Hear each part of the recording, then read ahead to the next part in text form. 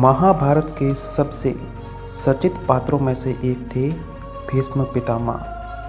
हृदय से दयालु, मर्मस्पर्शी, सदैव सन्मार्ग पर चलने वाले भीष्म पितामह को अपने आखिरी वक्त में इतनी पीड़ा क्यों सहन करनी पड़ी। पुराणों में बताया गया कि महापुरुष होते हुए भी आखिर क्यों उन्हें इतनी यातनाएं सहनी पड़ी। ये सब उनके पूर्व जन्म के पाप का नतीजा था। युद्ध में उनके शरीर बाणों से छलनी हो गया और उन्हें बाणों की सैया पर लेटकर अपना अंतिम वक्त गुजारना पड़ा। पितामह को इच्छा मृत्यु का वरदान प्राप्त था, इसलिए पूरा शरीर छलनी होने के बावजूद भी उन्होंने प्राण नहीं त्यागे, क्योंकि उस वक्त सूर्य दक्षिणायन में चल रहे थे।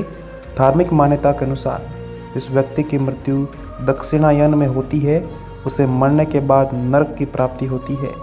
उन्हें पिता शांतनु से इच्छा मृत्यु का वरदान प्राप्त था, इसलिए वह इस गहन पीड़ा को सहन करते रहे और सूर्य के उत्तरायण आने के बाद ही प्राणों का त्याग किया।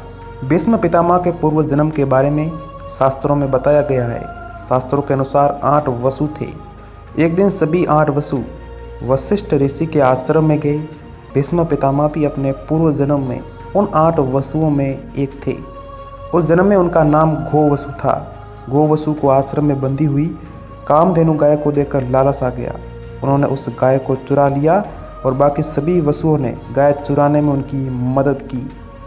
वशिष्ठ ऋषि को जब इस बारे में पता चला तो उन्होंने सभी वसुओं को पृथ्वीलोक पर मनुष्य के रूप में जन्म लेने का शाप दे डाला। सभी वसुओं ने ऋषि से अपने अपराध की क्षमा मांगी तो उन्होंने घो को छोड़कर बाकी वसुओं को क्षमा कर दिया। उन्होंने सजा को धरती पर जन्म लेते ही शाप से मुक्त होने तक सीमित कर दिया, मगर घो को लंबी आयु तक मनुष्य के रूप में धरती पर रहने की सजा को बरकरार रखा। घो ने अगले जन्म में गंगा माँ के पुत्र के रूप में जन्म लिया। बड़े होकर उन्होंने युद्ध और शस्त्र कला की शिक्षा परशुराम जी से प्राप्त की। देवराज इंद्र ने उन्हें दिव्य अस्त्र प्रदान किए तो मार्कंडेय जी ने उन्हें चीर यौवन का वरदान दिया। महाभारत के युद्ध में पांडवों के प्रति उनका स्नेह विवाद की मुख्य वजह रही। वह रोजाना 10,000 सैनिकों और 1,000 घुड़सवारों को मार रहे थे, लेकिन पांडवों का वध नहीं कर पा रहे थे। दुर्योधन द्वारा लगातार दबाव बनाए जाने के बाद पितामह और अर्जुन के बीच युद्ध शुरू हुआ। भीष्म पितामह अर्जुन को भी अति प्रिय थे, मगर भगवान कृष्ण द्वारा दिए गए गीता के उपदेश के बाद अर्जुन ने पितामह पर बाणों की वर्षा कर दी। उनका पूरा शरीर छलनी हो गया और वह गिरकर बाणों की सैया पर लेट गए।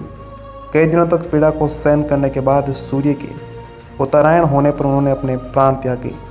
पूर्व जन्म के पाप के कारण ही उन्हें अपनों से युद्ध करना पड़ा और इस तरह का हश्र हुआ।